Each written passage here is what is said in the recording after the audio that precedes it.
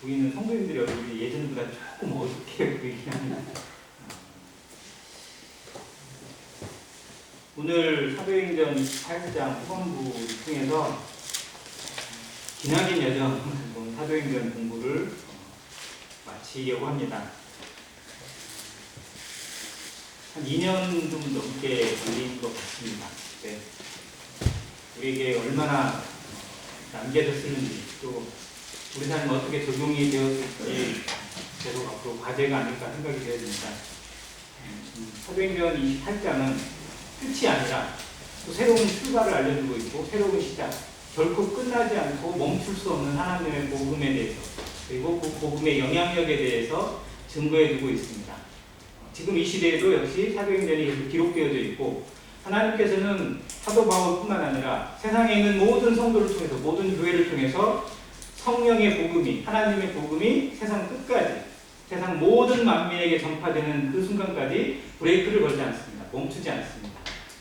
이제 그 끝이 다가오고 있는 이 시대에 우리에게 남겨져 있는 과제를 다시 한번 생각하는 그런 시간이 되길 바라고, 16절부터 들어가는데요. 그 전에 15절 잠깐 보고 가겠습니다. 그곳 형제들이 우리 소식을 듣고 압비오 광장과 크레이스 타베르네까지 맞으러 오니 바울이 그들을 보고 하나님께 감사하고 담대한 마음을 얻으니라. 로마 바로 입구까지 가 있는 곳에 들어가는 길목이에요. 압비오 광장이라는 광장이 있습니다. 집행관이었던 압비우스라는 사람이 이렇게 조성을 한 그런 광장이라고 합니다. 그래서 이게 마치 개선문처럼 승리를 하고 돌아온 장군이나 혹은 황제가 어디에 행차를 했다가 돌아오는 길에, 즉 로마로 돌아오는 길에 꼭 거치는 길이에요. 근데 이 광장이 어떻게 보면 승리의 개선가가 불려 퍼지고 수많은 사람들이 좌우에 행렬해서 환호하고 하는 그러한 자리입니다. 근데 여기에 지금 누가 가고 있냐면 바울이 가고 있어요. 신분은 죄수예요. 그러나 하나님의 눈으로 보면, 그리고 성령의 눈으로 보면 그는 정말 개선 장군입니다. 하나님의 복음을 가지고 세상의 중심이라고 불리고 있고 세상의 끝이라고 불릴 수 있는 로마로 달려가고 있습니다. 로마로 향하여 가고 있는 그 걸음에 대해서 이 압비오 광장으로 지나가고 있는 발걸음이 좀 하나님 입장에서 보면 얼마나 뿌듯할까, 얼마나 좀 대견할까, 뭐 그런 마음이 좀 듭니다.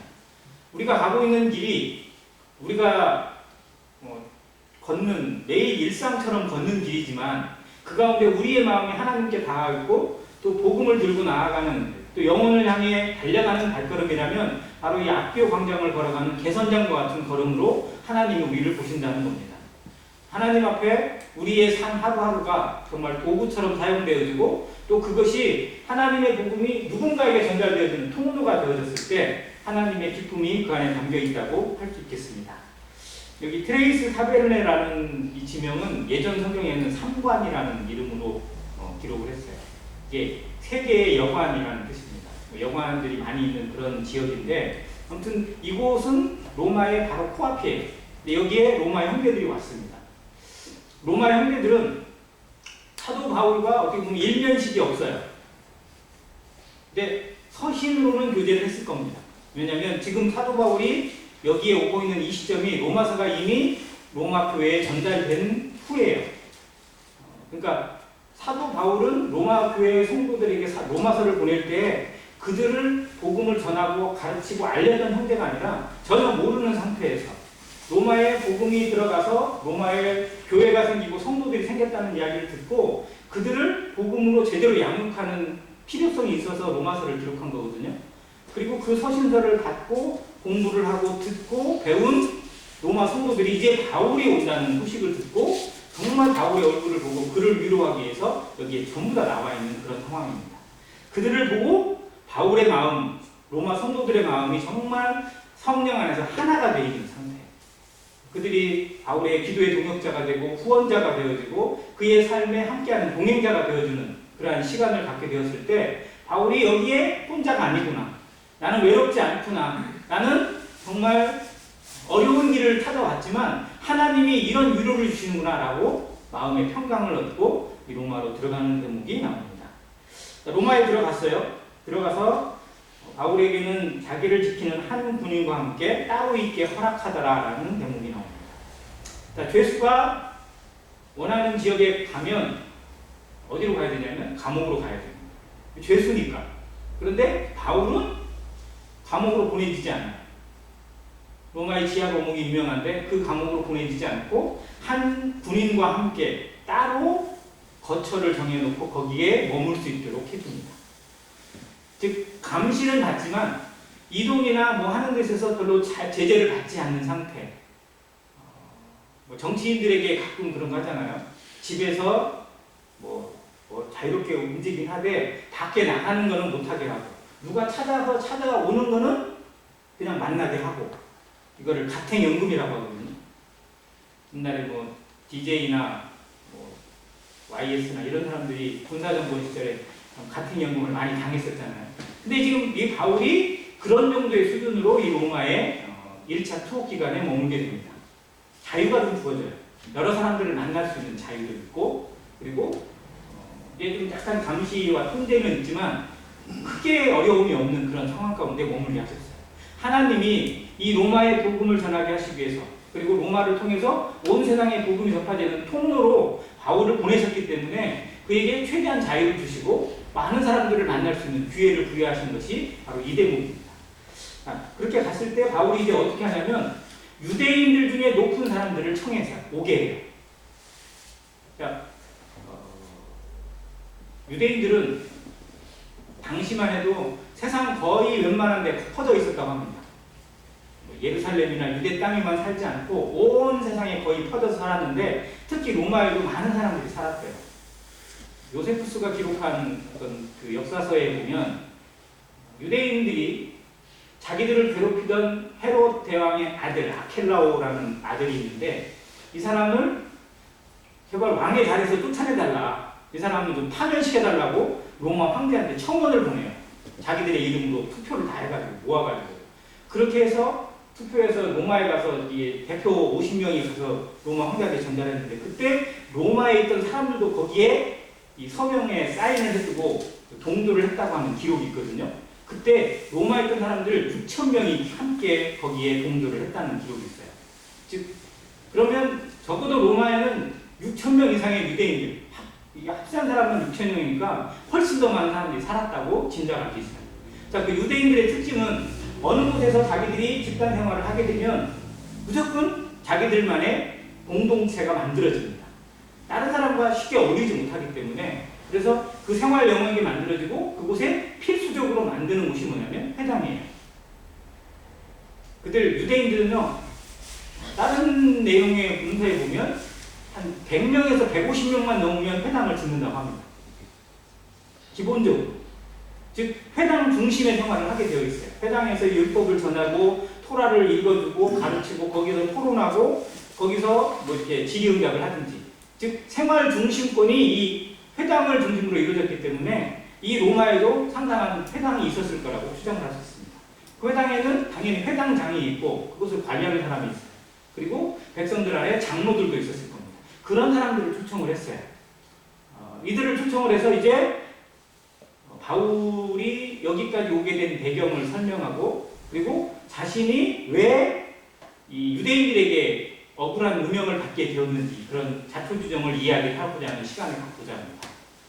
자, 근데 한 가지 중요한 게 뭐냐면 바울이 유대인들에게 고소를 당해서 재판을 받다가 누구에게 상소를 한 거예요? 지금 여기 로마에 온 이유가 로마 황제한테 상소를 했어요.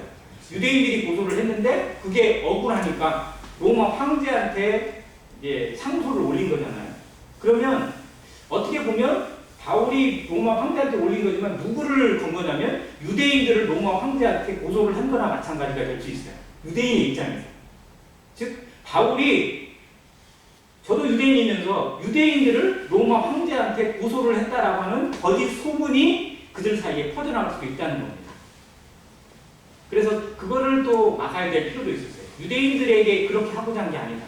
내가 여기까지 오게 된 게 유대인들을 고소하고 유대인들에게 어려움을 끼치려고 한 게 아니라 참 하나님의 복음을 제대로 알려야 돼요. 그리고 내가 전하고 있는 이 복음이 유대인들을 어렵게 하거나 율법을 회방하거나 하나님의 말씀을 거역하는 게 아니라 정말 하나님의 뜻을 실천하는 것이고 하나님의 말씀이다라는 것을 그들에게 설명해야 될 필요가 있었던 겁니다. 자, 그렇게 해서 이렇게 얘기를 해요. 여러분 형제들아, 내가 이스라엘 백성이나 우리 조상의 관습을 배척한 일이 없는데 예루살렘에서 로마인의 손에 죄수로 내준 바 되었으니 로마인은 나를 신문하여 죽일 죄목이 없으므로 석방하려 하였으나 유대인들이 반대하기로 내가 마지 못하여 가이사에게 상소함이요 내 민족을 고발하려는 것이 아닙니다.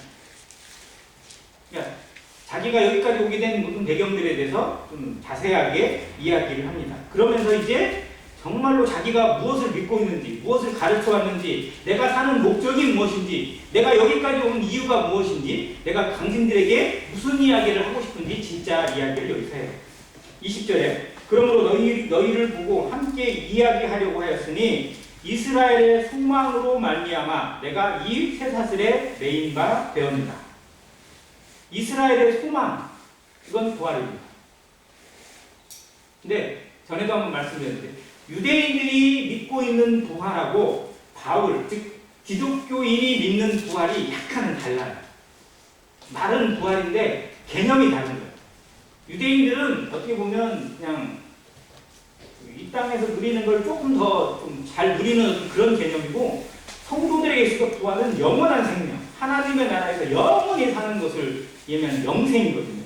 이 유대인들이 느끼는 거하고 차이가 있어요. 근데 아무튼 부활에 대한 소망은 유대인이나 성도들이나 똑같이 가지고 있다는 겁니다. 그래서 바울은 그 소망을 이야기해요.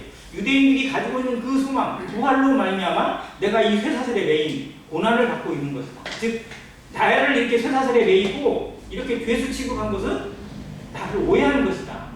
성경을 조금만 더 읽고 제대로만 이해한다면 이렇게 할 일이 아니다라고 이야기를 하는 겁니다. 자, 그런데 유대인들은 이렇게 얘기합니다. 여기 온 유대인들의 두목들이죠. 누두머리들이 유대에서 내게 대한 편지도 받은 일이 없고 또 형제 중 누가 와서 내게 대하여 좋지 못한 것을 전하든지 이야기한 일도 없느니라. 난 너에 대해서, 우리는 너에 대해서 별로 들은 게 없다. 네가 어떻게 살았는지 어땠는지 우린 제대로 알지 못한다. 근데 들어보니까 이에 우리가 너의 사상이 어떠한가 듣고자 하니 이 파에 대해서는 어디서든지 반대를 받는 줄 알기 때문이다. 여기 파라고 하는 말이 나오는데 이렇게 이 원어를 찾아보면 약간 이단이라고 보는 어떤 그런 견해처럼 들려져요. 즉 네가 전하고 있는 그 사상은 우리가 믿는 유대교하고 완전히 다른 거다. 그리고 이건 이단이나 마찬가지다. 어디를 가든지 모든 유대인들이 다 싫어하고 다 너를 죽이려고 했던 이유가 너는 잘못된 것을 전하기 때문이다. 우리는 그렇게 알고 있다. 라고 말하는 겁니다.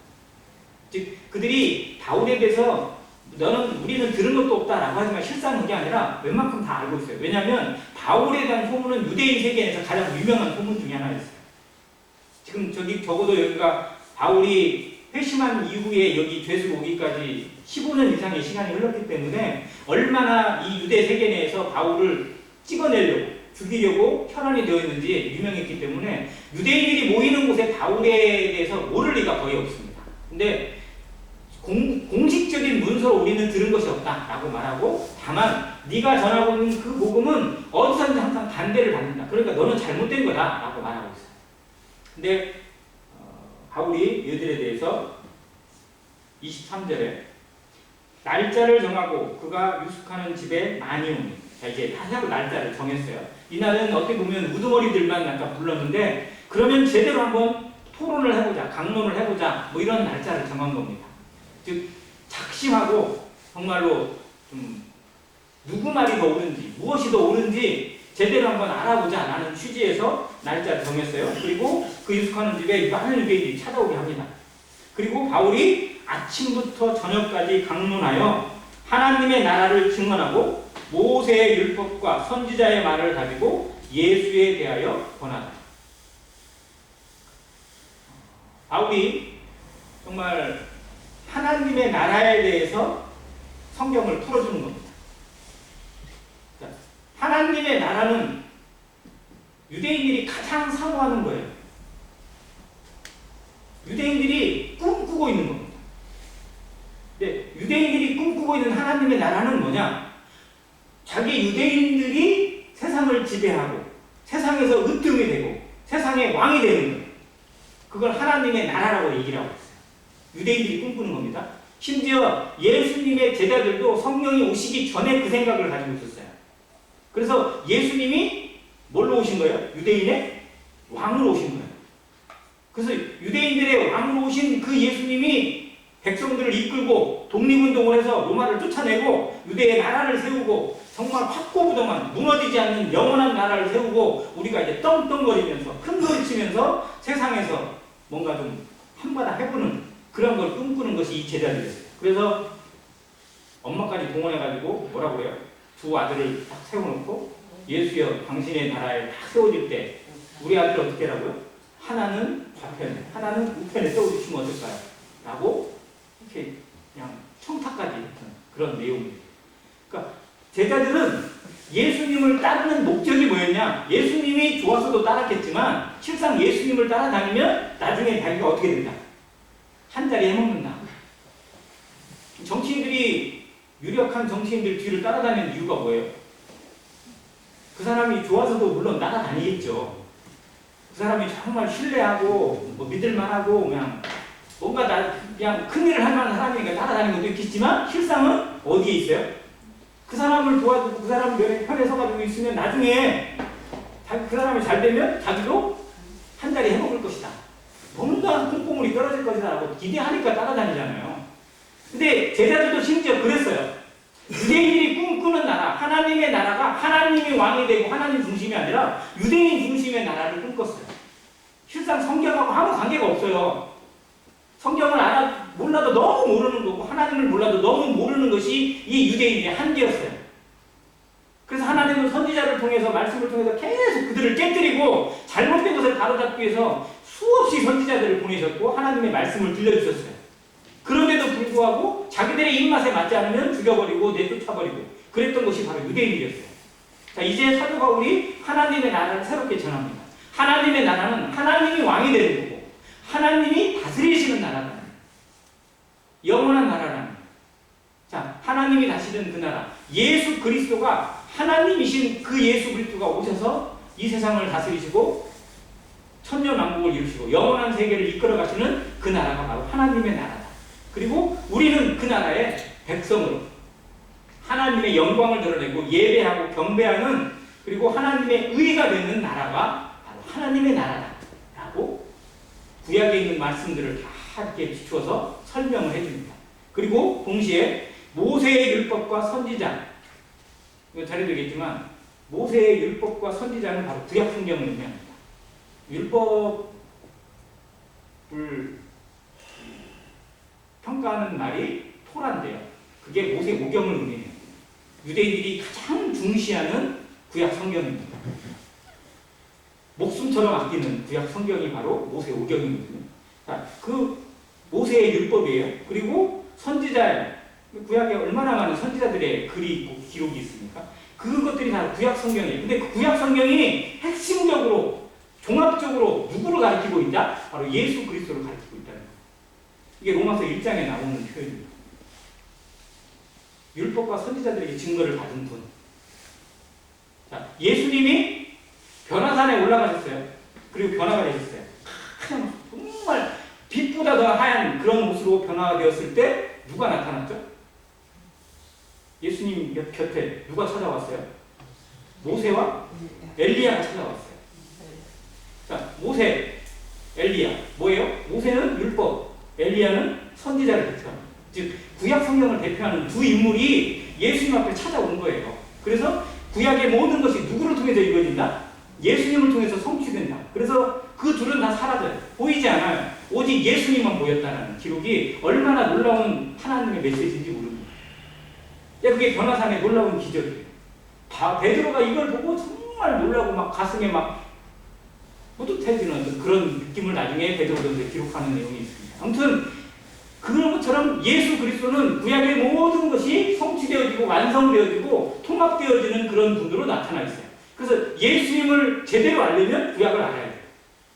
구약을 통해서 예수님이 보이기 시작하면 우리가 성경을 정말 재미있게 그리고 이해하기 쉬워지는 그런 대목이 됩니다. 근데 구약은 완전히 어렵고 따르고 그냥 오직 신약만 집중적으로 보다 보면 좀 약간 반쪽짜리가 되기가 쉽습니다. 아무튼 그것을 사도 바울이 계속해서 아침부터 저녁까지 강론을 한 거예요. 증명을 한 거예요. 성경은. 그들이 알고 있는 성경. 당시에는 신약 성경도 기록이 안 돼 있었습니다. 구약만 기록되어 있었어요. 특히 대표적인 구약 성경으로 그들에게 전해져 있는 게 70인역이라는 건데, 아무튼 그 구약 성경이 바로 예수 그리스도를 통해서 성취되었고 완성되어졌다라고 강론을 하니까 24절에 그 말을 믿는 사람도 있고 믿지 않는 사람도 있어요. 자, 복음이 전해지는 곳에 항상 나타나는 반응입니다. 복음이 전해지면 그것에 대해서 수긍하고 인정하고 받아들이는 사람도 있지만 대부분은 어떨까요? 그게 갸우뚱하고 아닌 것처럼 얘기하고 관심 없어하고 에이 귀찮아 뭐 이런 정도예요. 유대인들은 성경 이야기를 했기 때문에 어느 정도 관심이 있을 거예요. 근데 절대 받아들이지 않는 부류가 훨씬 더 많았을 겁니다. 왜? 자기가 가지고 있는 생각, 이 고집은 쉽게 꺾이지 않거든요. 아무리 들려주고 아무리 알려줘도요, 자기가 믿는다고 그것이 옳다고 생각하는 사람은요 쉽게 안 바뀌어요. 정말 답답합니다. 아무튼 그들이 이 생각을 가지고 살았기 때문에 또 지금까지 그것을 가지고 고집해 왔기 때문에 믿는 사람도 물론 일어나긴 하지만 믿지 않는 사람은 훨씬 많을 겁니다. 자, 서로 맞지 않아야 흩어집니다. 결국은 통일을 보기가 어렵죠. 그런데 이게 당연한 거예요. 복음을 전했고 누군가에게 알려줬고 누군가에게 전도를 했다고 해서 그 사람이 받아들이면 얼마나 좋겠어요. 근데 받아들이고 믿고 변화되는 경우가 많을까요? 아니면 무관심하고 거절하고 반대하는 경우가 많을까요? 무관심이 훨씬 많죠. 거의 대부분이 그렇지 않은가요? 만약 내가 복음 전했는데 그냥 즉각 반응 보이고 막 관심 가지고 돌아오고 구원받고 그래봐요. 그러면 글쎄 어떻게 됐을까요? 정말 막 세상이 난리 났을 것 같죠. 근데 정말로 내가 얼마나 교만해졌을지 생각해 봐야죠. 자, 우리는 전하는 것이 사명이지 그 사람을 구원시키는 책임은 없어요. 그런데 마치 내가 전해서 내가 알려주고 내가 복음 전하고 내가 성경을 해석해주고 뭐 해서 구원시키려고 하는 경향이 있어요.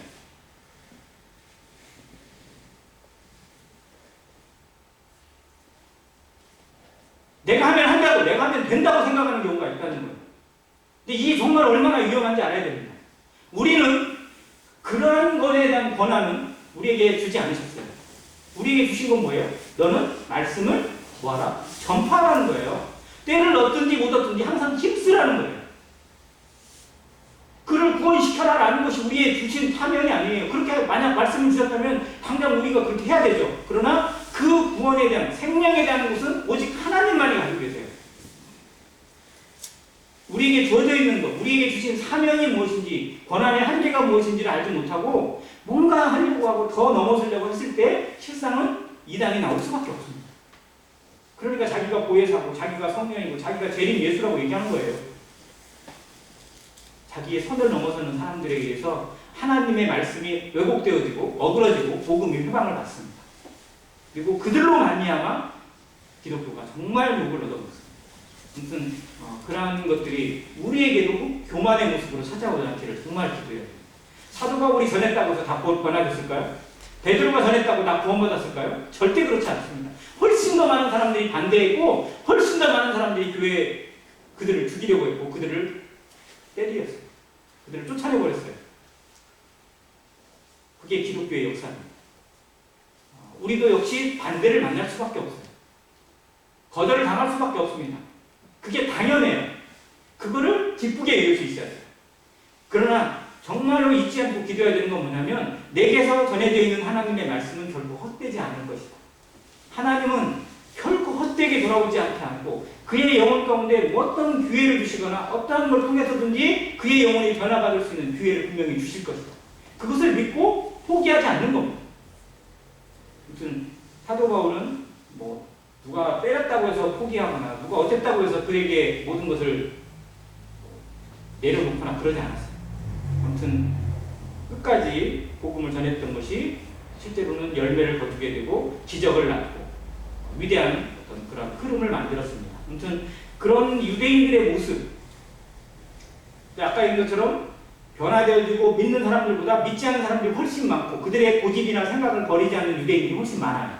자, 그것에 대해서 이제 사도 바울이 결론을 내려주는 부분이 나옵니다.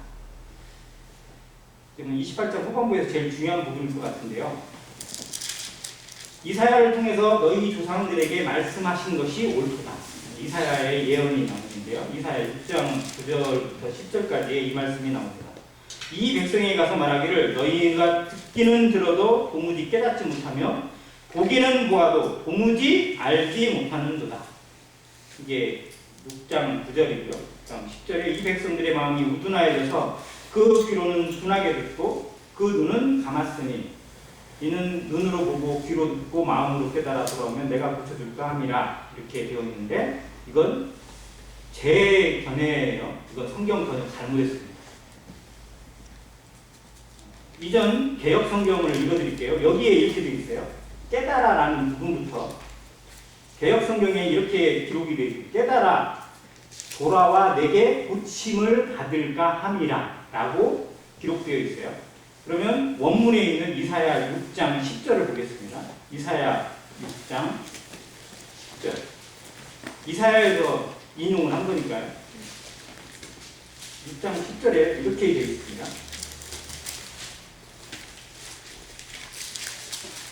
이 백성의 마음을 둔하게 하며 그들의 귀가 막히고 그들의 눈이 감기게 하라. 염려하건대 그들이 눈으로 보고 귀로 듣고 마음으로 깨달아 다시 돌아와 고침을 받을까 하노라.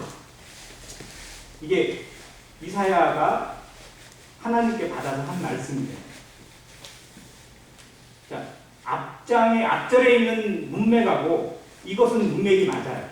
근데 지금 개정으로 되어 있는 부분은 앞절에 있는 내용하고 뒷절에 있는 내용이 문맥이 반대입니다. 안 맞아요. 번역을 제가 보기엔 잘못했어요. 즉 하나님이 너희가 듣기는 들어도 도무지 깨닫지 못하고 보기는 보아도 알지 못한다. 너희들의 한계가 무엇인지, 니들이 얼마나 어리석은지, 니들이 하나님을 얼마나 모르는지에 대해서 한탄하시면서 그들의 귀가 막히게 하고 눈이 막히게 하는 결단을 내리시는 거예요. 그러면서 염려하시기를 혹 그들이 눈으로 보고 귀로 듣고 마음으로 깨달아서 돌아오게 될까 함이라 라고 하시는 부분이에요. 즉 하나님께서 이스라엘에게 잠시 그들의 귀가 막히게 하고 눈이 막히게 하고 마음으로 깨닫지 못하게 하셔서 이스라엘에게 어떤 하나님을 알 수 있는 길이 막히게 하시겠다는 겁니다. 이게 하나님의 경륜이거든요.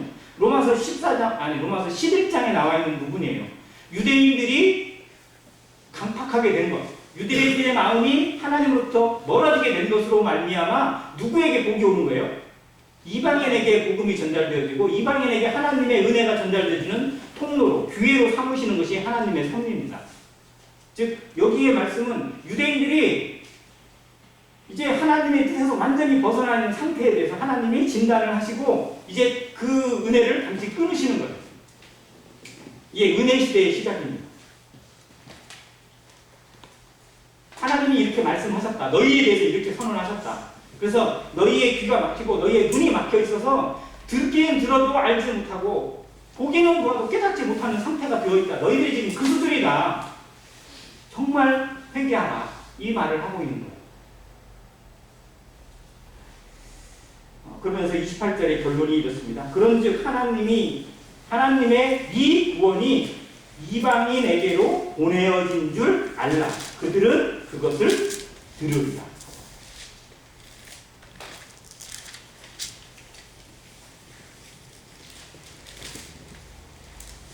유대인들의 입장에서 자기들보다도 위대한 민족이 없습니다.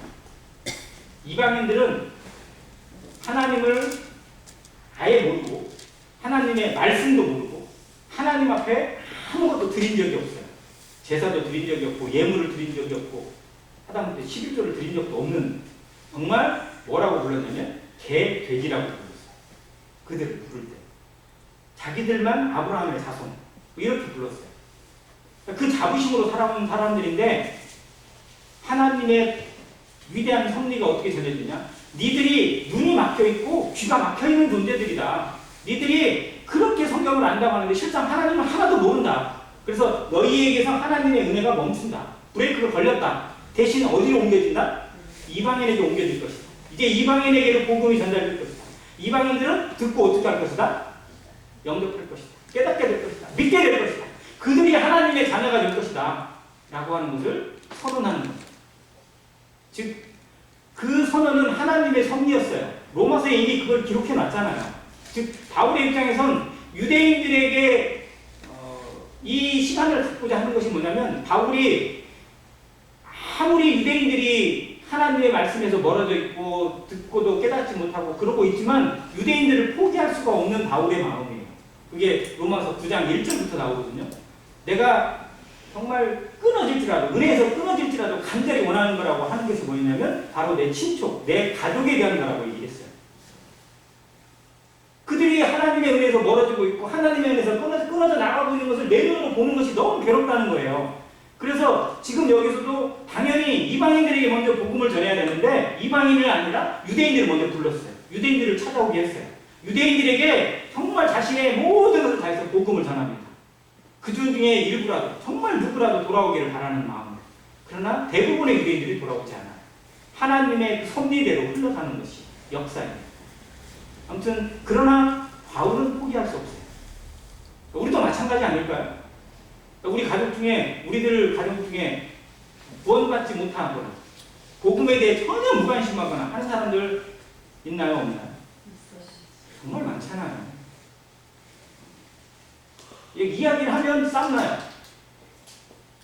명절 때나 뭐 이렇게 만나가지고 기분 좋은 자리에 만나가지고 근데 형님 이거는 들어야 돼요 라고 했다가 그냥 바로 막 집안 싸움 나고 얼굴 굴그락굴락 해가지고 막 그냥 그러고 뭐 등 돌리고 그러니까 아예 꺼내지도 못할 때도 정말 많아요. 근데도 포기할 수 없잖아요. 왜요? 가족이니까. 내게 가장 소중한 사람을 어떻게 포기하겠어요? 이게 바울의 마음이었거든요. 그들을 향한 기도 멈출 수 없습니다. 포기할 수 없습니다. 하나님께 맡겨야 돼요.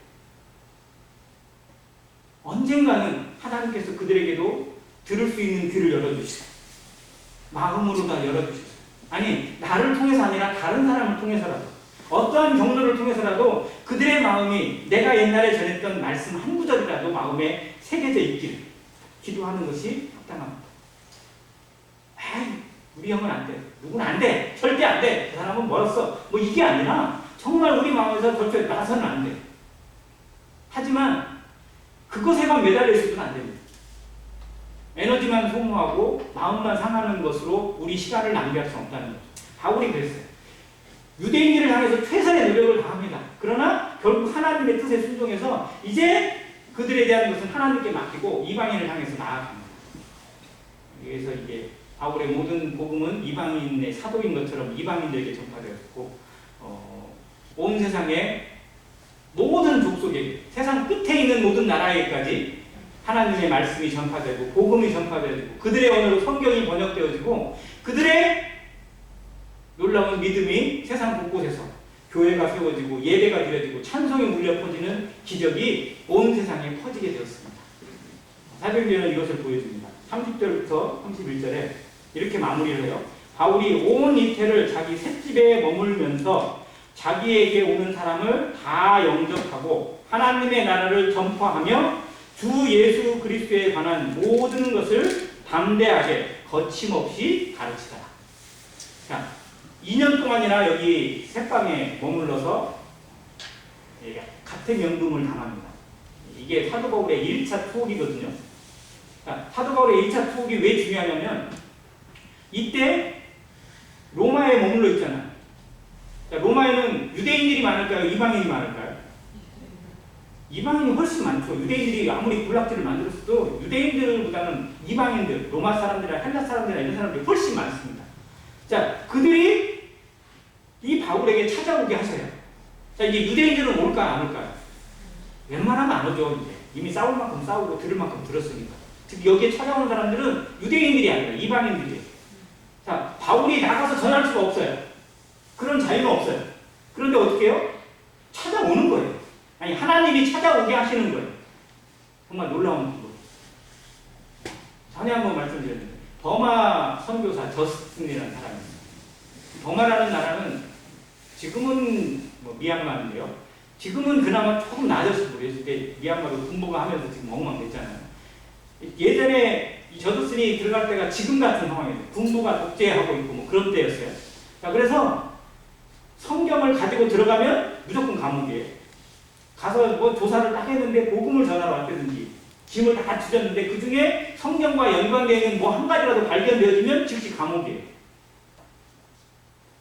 그냥 그 들어오는 자리에서 감옥이에요. 뭔가 좀 활동도 할 수가 없어요. 근데 가요, 거기. 저드슨이 갔어요. 가서 아니나 다를까 즉시 붙잡혀가지고 감옥에 들어갔어요. 그냥 지하 감옥에. 거기서 죽도록 고생을 했어요. 근데 거기를 왜 가냐고. 다른 사람들이 막 멍청하다고 왜 가냐고. 그런데 저드슨은 뭐였냐면 그게 하나님이 보내신 거니까 갔어요. 가서 감옥에 들어가서 감옥에서 복음을 전한 거예요. 자기와 같은 방에 있는 사람에게 복음을 전하고 옆방에 있는 사람에게 복음을 전하고 거기 자기를 간수하는 간수에게 복음을 전했어요. 정말 하나님이 그 감방을 저두슨이 있는 그 감방을 복음의 장소로 이용하셔서 그 속에 있는 사람들이 듣게 하셨어요. 자, 저두슨은 감옥에 계속 있어요. 근데 그 죄들 중에 일부가 석방이 돼야 안 돼요. 작아요. 이 사람이 나가서 저두슨이 전하는 복음을 전하는 거예요. 이게 하나님이 사용하신 방법이에요. 그래서 이게 버마의 그때 당시에 그 이후로부터 이 저두슨으로 말미암아 약 400만 명의 기독교인이 생겼다고 하는 기록이 있어요. 이건 기적이에요. 누가 어떻게 이걸 끊을 수 있어요? 하나님이 하시는 방법은 누구도 알 수가 없습니다. 우리를 통해서 어떻게 역사하실지, 어떤 역사를 이루시고 얼마나 놀라운 열매를 거둘지 우리는 정말 한 영혼에게만 집중했을 뿐인데 그 한 영혼을 통해서 하나님이 기적을 만들 수 있다는 겁니다. 그래서 우리는 크게 볼 게 아니라 작은 것에 충성해야 돼요. 내가 만나고 있는 한 영혼에 집중해야 됩니다. 그 영혼을 통해서 하나님이 기적을 만들어 가실 거니까요. 내가 돌보고 있는 한 성도, 내가 돌보고 있는 한 어린 지체를 향해서 정말 우리가 할 수 있는 모든 정성을 다해서 하나님의 사랑으로 양육하고 키워야 됩니다. 내게 맡겨진 자녀가 그런 사람들이에요. 그가 얼마나 놀라운 하나님의 일을 감당할 기둥이 될지, 그 역사를 이루게 될지 아무도 모르는 거니까요. 그래서 작은 일에 충성된 모습이 하나님 앞에 가장 아름다운 겁니다. 바울이 적은 일에 충성했을 때 하나님이 점점점 크게 사용할 거예요. 그래서 온 세상을 그에게 맡기시고 세상의 중심이라는 이 로마에 가서 2년 동안 거침없이 복음을 전하게 하셨습니다. 그리고 이 2년 동안 투옥되어 있는 동안에 사도 바울이 이 옥에서 서신을 계속 썼어요. 편지로 교회에 보내는 서신을 썼습니다. 이게 옥중 서신서예요. 에베소서, 빌립보서, 골로새서 그리고 빌레몬서. 이 서신서가 옥중 서신서로 유명합니다. 물론 나중에 2차 투옥이 되어서 디모데 후서를 기록하긴 했지만 아무튼 그 2년 동안의 기간을 하나님이 정말 알차게, 아름답게, 놀랍게 사용하신 것이 역사의 증언입니다. 우리에게 주어져 있는 기간, 때로는 어려움이 될 수도 있고 코로나가 핑계가 될 수도 있어요. 그러나 하나님의 복음은 핑계가 없습니다. 어떠한 상황에서든지 복음은 막힘이 없습니다. 성령은 막힐 수가 없어요. 누가 막을 수가 없습니다. 그런데 우리 마음이 막을 때가 있어요. 지금은 이러니까 안 되고, 지금은 이러니까 안 되고, 뭐 하니까 안 되고, 뭐 하니까 안 되고, 내 마음에서 먼저 핑계가 찾아오는 것들이 우리의 습관처럼 자리 잡고 있을 때가 너무 많다는 겁니다. 하나님의 말씀은 거침이 없습니다. 우리 마음에 이 담대함을 배우는 시간이길 간절히 원합니다. 사도행전을 통해서 정말 성령의 역사가 무엇인지, 성령이 우리 안에 함께 하실 때 어떤 기적을 낳고 얼마나 놀라운 능력을 발휘하시는지, 성령이 하시는 곳에 그 누구도 막을 수 없는 물길 같은 엄청난 물길이 있다는 사실을 마음에 기억하고 정말 내 안에 계신 성령께서 내 마음, 나를, 내 발걸음을, 나의 손과 나의 몸과 나의 모든 것을 어떻게 주장하셔서 어떤 영혼에게 향하고 어떤 하나님의 열매를 거두고 향기를 나타내게 하실 것인지 아름다운 순종이 나타나는 안양교회 성도가 되시기를 간절히 원합니다. 이상입니다.